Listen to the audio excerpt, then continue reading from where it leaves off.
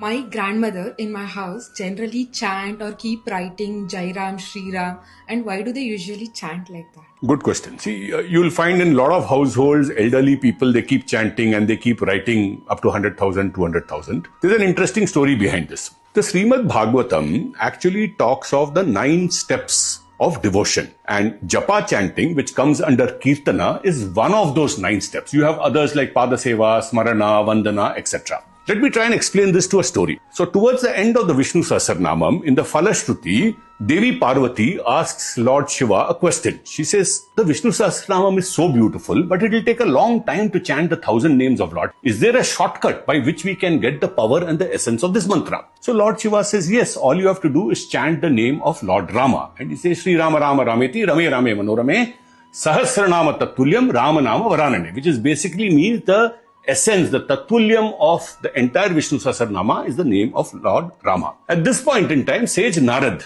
he comes over there. He asks Lord Shiva, is it really true? Is this name so powerful? So Shiva gives him a test. He says, I'm going to give you an example. You see this small worm lying in this cow shit. Go and chant this mantra to the worm. So sage Narada chants. Immediately the worm dies. And Narada is a little worried. What happened? He then says, see, there's a newborn puppy right next to you. Go and chant this mantra to the puppy. The puppy also dies immediately.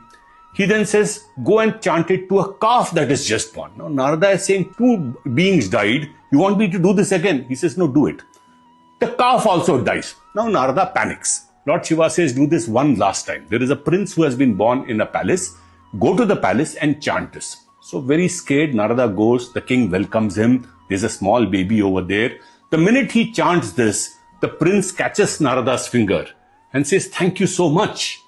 Thanks to this power of the mantra, I went from a worm to a puppy to a calf, and now I have been born as a human being in the palace. This is the beauty of this mantra. The Bhagavad Gita says, Lord Krishna says, you and me have had many lives. You know them not, I know them all. So the Bhagavad Gita also tells you that the only thing that you can carry from one life to next life is your karma balance. So all the good that you do in this world will move on to the next life.